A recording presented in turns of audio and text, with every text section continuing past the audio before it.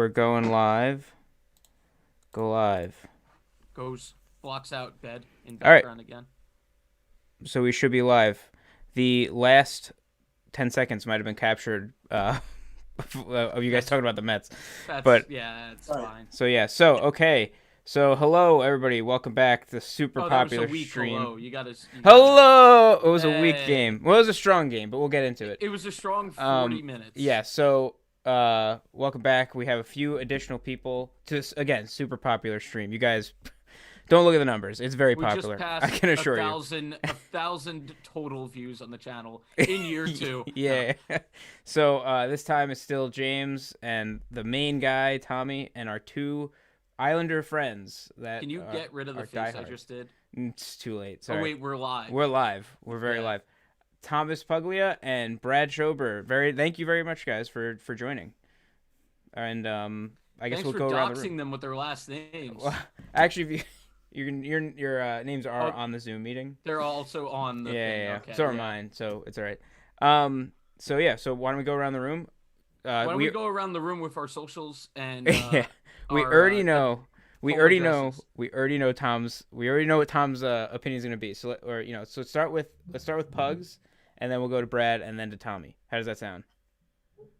Are we Alright. doing social? No, no. Starting with impressions of the game. 1, 2, Oh, boy. 3. God, where do I begin? Quick Like, first impressions. Satisfied with the point. Obviously, the first period was not good at all. Horrific, actually. It just, I don't know. I mean, I feel like I watched the Met game, but I don't know. I'm just. That's I'm very- that's fair.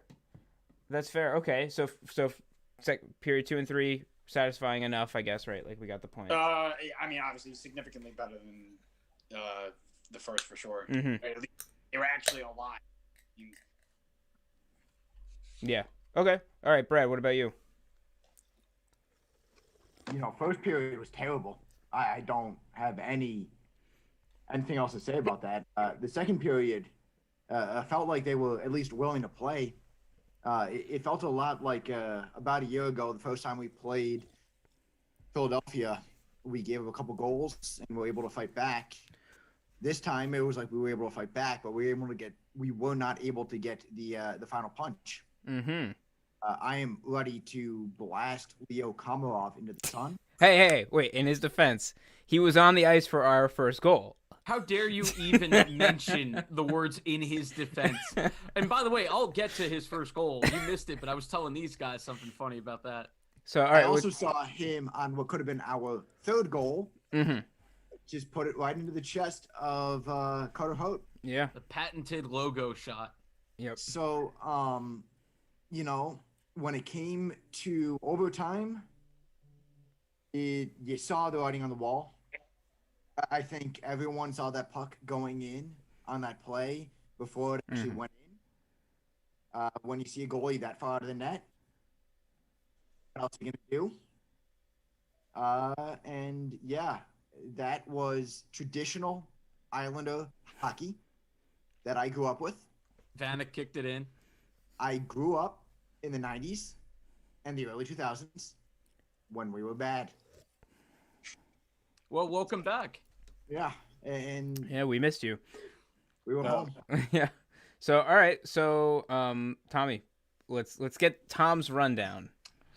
All right, so I'm gonna sound like a broken record from what these guys just said, but the first 20 minutes was like just like borderline like it shouldn't happen, but I was like, all right, so fire Barry. I don't actually think that, but I'm just angry and I want heads to roll because I'm a petulant child. But outside of that, so yeah, the first period was embarrassing. It was Leo's guy that scored on the second goal because Leo is lazy. And I haven't used that word a lot for the team this year. I actually thought the effort in the first like 4 or 5 games was like not terrible. And the last 3 games, it's been like inexcusable effort. And yeah, first period terrible. And then the second period, clearly in the locker room in between periods, Barry Trotz threatened lives. I'm pretty sure the players had hitmen at each of their houses. Barry was like, all right, listen, I didn't want to have to bring this up, but I have hitmen stationed at the homes of all of your families, and they have orders to shoot. And that, it looked like, based on the fact that Anders Lee dove face first into a goalie later in the period, I think that's definitely what happened. Leo was non-existent the rest of the game, which is the best possible thing you could say. Except that on the first goal that we scored, I was just telling them, my favorite part of the first goal, not Pellich roving like Nick Leddy in his prime, not Jordan Eberle finishing off a nice play. It was Leo Komarov skating to the front of the net and falling on his ass and distracting Carter Hart to the point that the puck had to go in.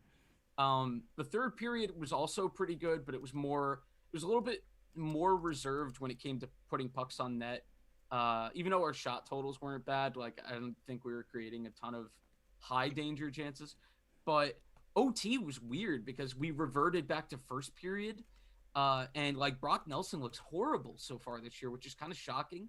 And the fact that Barry puts him out for 2 shifts after the first one was like, so first shift, it's Bailey, it's Barry Brock. got out there on the ice with him. Barry got out there.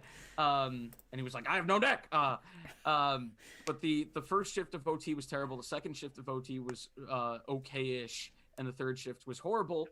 And I feel bad for Dobson because that was a miscommunication on the goal where Lawton went in with the crisscross play, and Bailey, I would like Bailey to stop in his tracks and stick with Lawton there, but he kept going, and so Dobson is confused, and now he's lost his guy, and then Varley lost his net. So it was the only one of the night that I thought Varley could have had a shot at, and even then, it took a Brock Nelson turnover in the offensive zone. It took 2 players on the Islanders crisscrossing when they zigged when they should have zagged.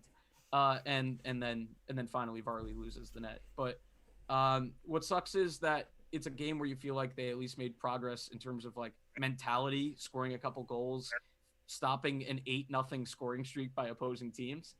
But in the end, they gained no points because everybody else in the division got at least a point today. So it is a net nothing, even though momentum-wise, it was nice to see them at least try. Okay, so thank you, Thomas. And that had we are all stupider for having heard that vibes. No. So I wasn't gonna say anything, but since you said it, yeah. So then, what was I gonna say? I don't know. Like I'm actually surprised. So wait, every other team in the league got a point today, or in the division? Team in our division got at least a point today. So we gained exactly 0 points on anyone. That sucks. And yeah, I definitely agree. Brock has been not as good this season. Like he's kind of almost invisible. I don't know. What about you? What about Brad and Tommy? Hasn't quite been a Brock star. Am I right? So, Brad and Pugs, you feel free to leave if you want. Anyway, I'm gonna take myself off video for 20 seconds. I just need to take a second and realize that Tom just said that. Yes, but I don't know. What do you guys think about him or about any other players that were good or bad? I think it's fair to start off by saying that we're not in Brocktober anymore. No, this isn't Brocktober anymore. Eberle was good to see him get a goal tonight. You know, he can be probably the most streakiest, I don't know if that's a word, but streakiest player on the team. So him getting a goal is at least a positive sign. I've already said I want to blast Leo Komarov into the sun. Actually, on that note, I don't mean to cut you off, but one of our Twitter friends, Isles X Cats, who's an Islanders and Panthers fan, he said it's interesting that Trotz played Komarov in the final 2 minutes of a 2-on-2 game, of a 2-2 game, after we all know what happened last time, which is right. Like, I don't get it. We played him in the last 60 seconds of a game where we took a 5-minute major and cost that game. So why not? Well, people forget, but that was preceded by playing him 60 minutes of the game prior. Like 60 minutes. Playing him in the game in the prior 60 minutes at all was a failure. Oh, I see. I gotta say, I see what you're saying. I'm like big mad, Sorry. as No, the kids Siri. say. I'm so old. I am very angry at Barry Trotz for pulling the Babcock effect, which is falling in love with one gritty older player for no reason other than, he's really been around the league. And he has chosen Leo to be that guy that he loves for no reason. And he's like, Leo, listen, I know you committed a 5-minute major last game. I know it was an offensive zone penalty. I know you're terrible at everything. I know you fall when you skate. I know that on a 2-on-1, you'll shoot right into the chest. But listen, you're getting extra minutes tonight. Like, come on, where is the accountability for Barry? I hope we won't get this, but in the press conference, I would like to see Arthur Staple, anyone, just go, hey, why is Leo still playing? And Barry goes, you know what? I don't know. I'm done playing him. That would be amazing. But I don't know. I think Barry's going to continue to die on this hill. I wish I could say that the issue was Leo Komarov, but the problem is, who's going to go in for Leo? Michael Dow Cole. Michael Goal Dow Cole. scoring extraordinaire. What does this say? Voice crack. What does this say about Dow Cole? What does this say in Barry's view of Dow Cole? That he can't play over Leo Komarov. What does Michael Dow Cole not do that Leo Komarov does? I'll tell you one thing: he doesn't fall. You watch Johnson. I was gonna say Komarov is I haven't seen Dow Cole play much other than that one game this season. No one has. It's just like Komarov's much more physical. Like he's gonna get major penalties. You know what I mean? But where Dow Cole is like a little bit more. Komarov's got the market on that. That's what I meant. That Komarov's going to be more physical, and Dow Cole is going to be like more defensive, but like I don't think he's going to hit as much. So, and maybe that's what Barry's just trying to, like really, really achieve. It's just like maybe that's what he wants. He just wants not the total amount, best scoring of the season, just most hits of the season. I don't know. If Barry had shown some accountability for Komarov's actions a couple games ago, I would be fine with them. Like if Dow Cole played last game. After, like, Leo should have gotten a punishment after the 5-minute major and losing his guy on the game-winning goal in the first Caps game. And if you played Dow Cole in that second game, and then you could justifiably say, I wanted Komarov back in tonight because Philly is a heavy team and we want to match their heaviness. I would at least say, okay. But, like, they've shown no willingness to go small when needed. Except for finally playing the kids on the third line, which I think is starting to pay off. Yeah. Oliver Wahlstrom, of course, scoring the greatest goal in NHL history the other day, where he banked it off 2 players' asses. That's pretty special. Oh, we just got a controversial chat alert. Somebody said, Arctic said, #free Hosang. So. Wait, who said that? Somebody in the chat, Arctic. All right, well, he's correct. Yeah. Yeah. He's a Sabre fan. Well, listen, he's correct, and Joshua Hosang is over in Europe, creating lots of high danger chances, which is something we don't do. No, yeah. So you just reminded me because even though in the second and third, and even late, it seemed like late in the second and third, like the last minute or two of the second and third, the Islanders were really dominating in the offensive zone. But like again, not a lot of high danger chances. Like decent chances, but. Nothing like that I would have personally expected to get in net. Like, I would have been very surprised if we actually had a goal off it. I don't expect any of our shots to go in, even if it's an empty net. And then what's it called? So, but then on the rush when the Flyers were coming in, like that felt high danger. Like they didn't have a lot of zone time and a lot of shots, but they felt like they just I was clenching when I was watching Varley, making those saves. Yeah, I think maybe it's because, like, I've talked about this with my brother, but it feels like because the Islanders lack a lot of skill compared to other teams and they have to work so hard. Like, the Islanders have to work 10 times harder than the average team to score a goal because we have no talent. No talent! That's from SpongeBob. But yeah, I think the lack of talent means that they have to work so hard to score. And so that feels like when you see the other team just go the other way on a whim and score, on a whim. It makes you feel like, well, we worked for 25 minutes, working them down little by little, playing the fourth line, playing Leo to go out there and look like hockey players for like 20 seconds at a time. And then, we don't score, we hit the post or whatever. The other team goes the other way and scores on like their first shot. That feels like Islander hockey, baby. It only goes so far. What was that? That kind of I think goes. It only goes so far. Yeah. You know, Yeah. I mean, No, you go ahead. I need to shut up. you've got to be able to develop, because that it's not going to work through. I mean, what is it, 56 games instead of, but I mean, it's not going to work. And Wait, you mean like the what Tom was saying about the other teams or the Islanders not being able to No. score? the Islanders, like, Oh, being okay, able yeah. to- you have to that. I mean, especially with Trotz, I feel like that could be easily fixed. Even though, who am I to say? Well, But- no, that's actually something I always wondered about, where it's like, is Trotz, like, this is gonna sound stupid, but is he actively telling his players to not score? You know what I mean? Is he like, if you see a scoring chance, like, pass it up, it's okay, as long as Well, you he's don't. definitely been telling Josh Bailey that then. Yeah. I hate it when they get too fancy. They make like 5,000 passes before they actually shoot. It's like, grip it and rip it. Like, enough is enough. Mm-hmm.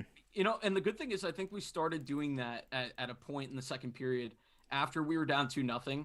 It's weird though that we don't do that in a tie game. Like, we only decide, hey, we got to put pucks on net when we're losing, and it's like, if you do that ahead of time, maybe we'll be winning. No, I don't know. ridiculous. Crazy thought. Yeah, Tom, please shut up. So, actually, then our Twitter friend Isles X Cats said he has an update on what Trotz said in the after the game. He said, "Thought our veteran I meant players, made some horrible decisions," and then Isles X Cats is inferring no more Leo possibly. Okay, that is excellent to hear from Barry. That's the accountability that I have been complaining about in my shrill voice. And then he said, "To be honest, I think that Trotz has a quality over quantity attitude regarding shots, which I don't like," according to Isles X Cats. So, Yeah, it does Isles seem X that Cats, way. if you want to jump on the Zoom call, reach out, or I maybe would next argue- time. But what were you saying? I totally think Trotz thinks like that. Quality over Mm-hmm. quantity. Mhm. I think for sure. Yeah. But then why would he like what? I was gonna say, like, why would he? I guess maybe I don't know how did he coach when he was with the Capitals? Like, because there was obviously scoring talent there. So was it Yeah. he's just as defensively Well, minded? They had much more talent. Right. That's a big part of it, yeah. Much more. I think what was telling of the New York Islanders team is that we have the same problem that we had 3 years ago, which is that we get power plays and we still can't score. Yeah. Oh, my God. Tonight was really bad. And yeah. No, go ahead. We had two today that Art Staple summed up brilliantly when he said bad. Yeah. Just as a complete side note, the Lions just traded Stafford to the Rams. Woo! Oh my God, Jared Goff on look out. The Isles are going to acquire Jared Goff, another impotent offensive force. All right. I We can digress. quarterback our power play. Yeah. Oh. Yeah. I will say, at the very least, heading into this game, I felt like our power play was making marginal strides through Dobson being the quarterback, but we're having trouble getting Pollock's slapper going, which is like 98% of our power play. Yeah, that is something that personally I always thought, like, whenever you see the shooting from the point on power plays and stuff like that, it's like hard for me to watch because I'm always just worried that somebody's gonna get hurt. But but yeah, like it's a good reminder that last season, like, that was like what, like, it felt like that happened every single power play was just Pollock. I mean, to go back to James' question about Barry Trotz talking about what he did with Washington. When it came to the power play, he didn't need to worry. He had Ovi, who was able to set up in his office, take a slap shot, and they were good to go. And it feels like do the same thing this time with a defenseman at the point. Halleck is a good option. Kulak is a good option. The problem is both of them hit the net maybe once out of 5 shots to go back to the Mighty Ducks. And the players are afraid to get in front of the net on those. Everyone's afraid to get in front of the net. And, even if it hits the net, odds are it's going center of the net, and it's an easy save. Or it goes Chris Campoli and it goes through the net and nobody even notices it. That happened with us once. Yeah. Overtime. But But James, yes, go ahead. Well, I was just gonna say, how much do you think it's? I mean, the big thing on the power play that I'm noticing is that like, we can't even get set up. Like that's the weirdest thing to me, because then as soon as it's back to 5-on-5, it's like, all right, we're able to set up, Yeah. better. That's turning into like the guy that says this never happens to me in a What do certain you- situation that I won't elaborate on. Okay. But that's our Islanders power play is like, oh yeah, if we could get it going, it'd be great, but we just can't get it going. If you catch my Well, drift, yeah, but then how much do you think it's at they all need Viagra, Taves? and Viagra is a trade for Derek Brassard. do you think it's like we're missing Taves at this point, or you No, think actually, I don't. I feel like Dobson stepped up Okay, yeah. very well to the point that it really isn't the defense that I'm worried about, at all. And I think Dobson's point totals are actually equal with Tays so far. I think that's fair. Okay, so where do we go from here to steal the title of, I think, your last recap video, Tom? It was called What Now? Well, what now? Yeah. And I was talking about my life. I wasn't talking about the video Oh. or the Islanders. I didn't actually watch it. I don't know. So- What now? So yeah, so where do we go from here? Like, obviously, we're just gonna keep on watching the games, but what do we want to see from the Islanders? What do we want to see? Tomorrow. You guys go. You guys lead off. I think I don't know if I've kind of noticed this. I want to see less penalties from Barzal. I feel like he's gotten a lot of penalties recently. He leads the team in penalty minutes. Yeah. Yeah, that's obviously that's a massive problem. Mm-hmm. For That's sure. funny because you want to see less penalties from Brazil. I just want to see less Leo, in general. So that's, but Because yeah, Barzal is the closest thing we have to a legitimately skilled player. do you think? He's Here's gotta the be constant question though. I ask myself every time I watch a game. I'm like, does Eberle have it? You know what I mean? Like, is it in his like DNA to like be to be that elite sniper, and he's just the confidence thing, or is it just kind of like he's a little, just still needs to practice almost? I don't even know what to say. He's like 30 at this point, so he is what he Oh is. no, I know. and- Oh yeah, but like more so, it's weird that like the quantity over quality thing is interesting. I think that's definitely an Islander thing because Eberle was in an offensive system in Edmonton and shot the puck a ton, and comes to New York. Feels like everyone that's a sniper comes to New York and turns into a playmaker, and it's like, no, that's not what we need. We need someone to shoot, and it's like, you want me to pass? Shoot. Someone shoot. It's like watching a really good soccer team that just passes it around, and you're like, wow, excellent ball. Who was on that But play? they don't have a forward. Who was on that play? I think it was the third period. I want to say it was Barzal, and he had somebody with him, and he tried to pass. I can't. Yeah, I would And have that- liked to see Barzy shoot Yeah, that. it got intercepted, and so that. I think he was annoyed with me. Bellows. Was the one on Yeah, the far yeah, side. yeah. But that is, Barzy's been shooting so well this year. I would have Mm-hmm. loved to see him shoot that. Definitely. There's got to be a way to like calculate this stat, but how many on average the amount of passes in the zone they have? It's got to be at least 5 before they shoot. That's interesting. Or Yeah. I feel like the average would get destroyed by the fact that whenever we chip and chase, like we lose the puck, and it's like, so all right, that's a 0 pass sequence. Although today it was a little bit like the forecheck really started working in the second and the third. In the first period, I think we had 1 shot in the first like 15 minutes, but I love how the MSG ticker was like, Islanders have 12 hits though. Like, don't look at the shot totals. We're doing great. It doesn't mean anything. Yeah, and technically, like, if we're gonna get really into it, like the shots don't dictate how the game's going. Always, you can get outshot and outplay a team. We used to do that all the time. Like Yeah. last season, that happened a lot for the Islanders Yeah. last season. We saw that in the playoffs. I think what was it against Washington or against Philly? We outshot them. It was like what was it? It was like 66 to I don't remember. something, whatever it was. Yeah, I think that was one of the OT games against Philly. Right. Yeah, exactly. It was one of the OT games. I'm sitting there. I'm like, what the hell's going on? Like, you have 60-something shots on net. Like, one of them's got to go. Yeah. Yeah, right. You But- would think. All right, so Brad, where do you think we go from here? I'm not exactly sure what we. I think the first thing we need to do is free Peugeot. Yes. He does Yes, not deserve yes. to be on the third line. Good.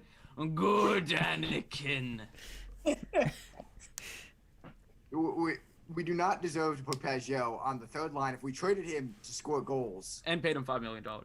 and paid him $5 million to play with fourth liners who are only there to throw their body in the play and do nothing else. Put him up with either the second or third line, give him a chance to score a goal. Yeah. Hey, if Brock isn't going to play well, how about Pajot? Get Pajot on that second line and put Brock down to the third maybe for a sec, or put Brock on the wing and be like, hey, Brock, you have a great shot. Let's use that now. Yeah. I mean, listen, and I'm not sure what we intend to do, but obviously we have our first-round draft pick. We have 2 seconds. seconds from trading Devin Tays or Devon Tays. We miss you. We have the ability to move an asset and see if we can pick up somebody who can throw a puck on net. You know, So you're saying they should trade for Trent Hunter? maybe not Trent Hunter. He had his opportunity to play with our team. Well, he needs an opportunity to play with this team, sir. I'm thinking more like Richard Well, Park. There we go. That's more like it. So I don't know any hockey players outside the Islanders. So Arctic said a while ago one Okposo for sale. I don't know if that's Wait, who said that? one of the guys in chat. Arctic. Oh, Okposo. Oh, God. That's Is that like a Buffalo joke? fan looking to offload some cash. Oh, I see. Listen, Cash. Because then he also said a little bit later, in reality, Oki is too much of an injury liability with his contract being what it is. Yeah, and also, listen, we already have... Oh, but then Isles X Cat said one game with Oki is actually better than Komarov. Oh, for So, sure. so It's just the problem of making double what Komarov makes, which just, like, hurts me to think that Kyle Oposo, like... he was, like, a Oposo, that's how you say superstar. it? Yeah. Yeah. You know, fuck it. Let's bring back the 2015 team. Somebody trade for Franz, trade for Oposo, re-sign Matt Molson, trade for Matt Molson, and just throw him up top. Let's see what happens. And we're 0-60. Damn. That's what. So, okay. So then, realistically, Tom, then, if bringing it back to you, what is a move? Not even a move, but what do you expect to see just next game? All right, Well, like, you know, first short of all, term. dangerous of you to give me a chance to speak again. But Yeah. I would say for next game, and it's good now that I think this is going to happen based on what Barry said. No Leo. Give Michael Dow-Cole his shot, which is funny because I feel like, James, you always worried that I picked on Dow-Cole Oh so yeah, much I did. that, But you've like, you've it turned was too around. much. But listen, The that hatred, the is- we scale don't- has shifted for Komarov. So it's the theory of being the backup quarterback. Everyone wants to be the backup quarterback because everyone loves you because they're just like delighted with the potential that you are better than what they are putting out on the field. I saw it. I have Jet season tickets. I watched Mark Sanchez take his helmet off and put on a headset, and Greg McElroy went into the game, and we cheered. He died a few weeks later. Anyway, Damn.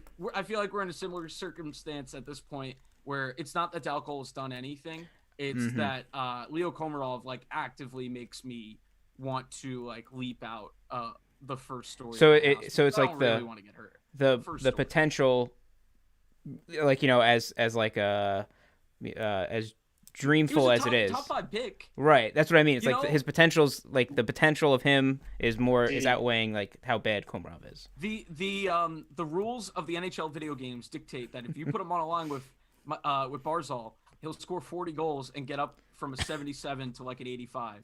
And then you have to sign him to a 60-year deal, and then he sucks again. That's what we have to do. We have to put him on the top line. That would be... Yeah, I was going to joke earlier, the next move, when you asked me what the next move is, and I said, clearly it's Komarov as first-line center. Yeah. Oh God. Unfortunately, most of the potential on any of our teams does not work out, unfortunately. Yep. That's a sad reality. Who's been? I don't know any of the coaching staff on the team. Who's like? Are there guys that have been there for a long time, or is it kind of like was it turned over when Trotz took over?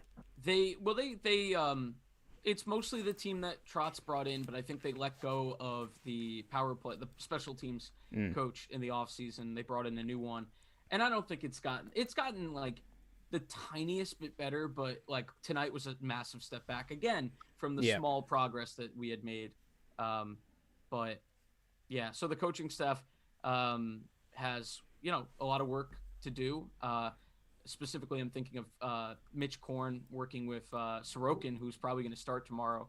And because we really need Sorokin to get going now, because Varley has been playing fine, actually, even with the five goals against on 22 shots the other day. His save percentage on the year is still in the 930s, and his goals against is still like 182. I mean, that's going to go up a tiny bit tonight, but Varley's been not at all the problem, even though there's been a goal here or there where you're like, oh, shucks. Yeah, but I mean, like, I can understand, like, how annoying that is if it's the goal that decides the game. Yeah. But, like, or that ties hasn't... it in the case of the last game. Well, yeah, but that didn't even matter. You know what I mean? Like... Well, I think that was the one that broke. I was saying on the pregame show, I think that broke the camel's back. Getting last game when if they scored Varley lets in a soft one to tie it, and it's like, oh, okay, we're gonna lose now. He's not getting any help most of the time anyway. Sure, yeah. You No, know, that's been a problem as well. It's been a huge problem, and I'm dumbfounded at how bad Sorokin has been so far. Obviously, it's very early, but he's been Yeah, all right. I give a little bit, yeah. I think to give close a little it bit out, of that to the team in front of him at times, but yeah, he also has to work on his angles. to close it out, if Sorokin does play, wait, are we sure that he's gonna play tomorrow, or are you just like gonna take a guess? Not for sure. Okay. I would say it's a 60% chance that he plays tomorrow. That they actually sent him down to the taxi squad today, and Corey Schneider was the backup for this game. But after last game, I'm pretty sure they're never playing Corey Schneider because they had the perfect scenario to put Corey Schneider in a game where Varley gives up 5 goals in a period. And they were like, you know what? We trust Schneider even less. And it's like, all right, then why is he on the team? May as well have had Sorokin up. That is a good point. But again, like, out of those 4 goals. I made it. Out of those 4 goals, again, really only one of them was Varley's fault. But and then to close it out, 2 more things from chat. Arctic says Josh Bailey is the real problem. He should step it up. And then Isles XCat says, can the Isles score tomorrow if Sorokin's in net? Hopefully. Right? Yeah, Bellows and Wallstrom are just going to score. That's my... Ooh. Gonna go out. But we lose 6-2. But we lose 6-2. Yeah.